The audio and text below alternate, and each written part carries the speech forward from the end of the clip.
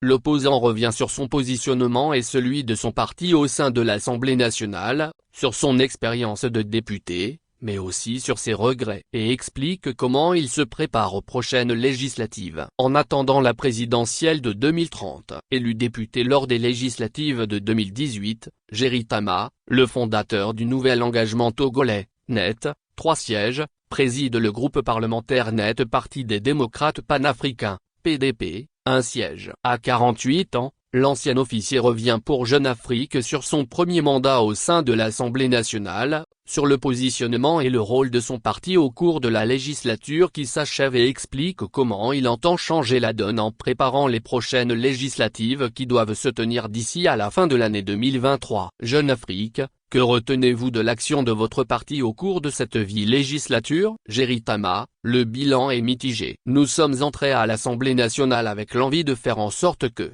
pour une fois, elle soit à l'initiative de propositions de loi. Nous en avons introduit 3 qui, malheureusement, n'ont pas quitté le bureau de l'Assemblée. C'est un véritable regret. Néanmoins, nous sommes les députés qui ont le plus souvent interpellé le gouvernement, avec 39 interpellations en près de 5 ans. Que retenez-vous de votre première expérience de député? Que tout est à apprendre, car il n'y a pas d'école où l'on s'initie à la légistique. J'ai appris à entretenir des relations avec mes collègues députés appartenant à d'autres obédiences politiques et, surtout, à composer et à faire des concessions avec la majorité présidentielle, l'Union pour la République, UNIR, qui compte 59 députés sur 91. Pour certains, le simple fait d'avoir participé aux législatives de 2018 est une traîtrise. Je m'attendais à ce que, avec une présidente de l'Assemblée et des présidents de groupes jeunes, les débats soient plus dynamiques. Mais ce n'est pas le cas. Ce qui ne nous a cependant pas empêché de travailler,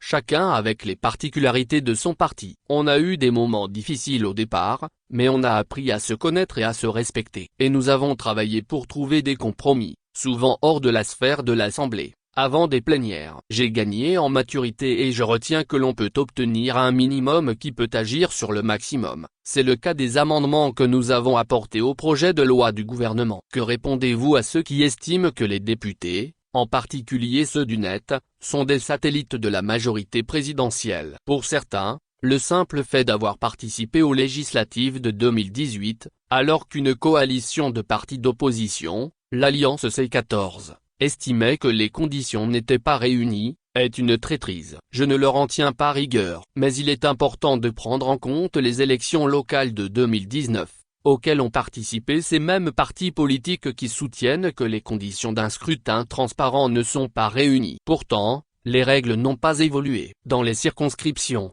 nous avons affronté ces partis, ainsi que le parti présidentiel, et avons obtenu 33 sièges de conseiller municipal, ce qui fait du NET le 3e parti de l'opposition en nombre d'élus locaux. Nous envisageons de dépasser le seuil de 10 députés aux prochaines législatives. Donc, 5 ans plus tard, dire que des députés sont nommés ou opportunistes parce qu'ils auraient profité du boycott des élections n'a plus de sens. En outre, depuis le début de cette législature, c'est le NET, en l'occurrence moi, Jerry Tama, qui fait l'opposition dans notre pays. Je peux même être considéré comme son chef de file virtuel, en attendant les prochaines législatives. Justement, qu'attendez-vous de ce scrutin, auquel devraient participer presque toutes les formations? Depuis 2018, nous organisons des activités politiques et sociales et nous sommes sur le terrain au quotidien. Pendant la pandémie de Covid-19, nous avons même transformé le siège de notre parti en atelier de couture. Nous sommes toujours en campagne. Pour ces prochaines législatives,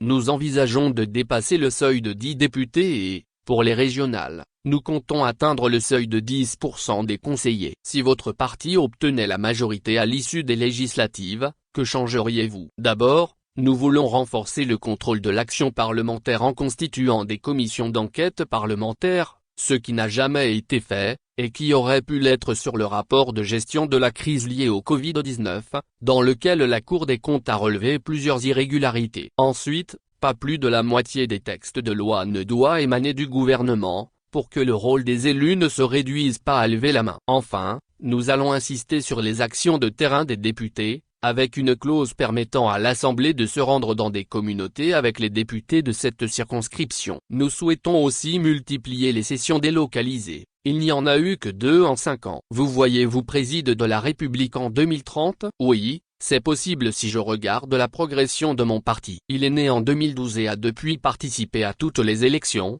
sauf à la présidentielle de 2020. D'ici à 2025, nous devrions représenter 25% de l'électorat et, avec le passage à la présidentielle à 2 tours, nous pourrons atteindre 35% en 2030 et avoir toute l'opposition derrière nous pour prendre le pouvoir.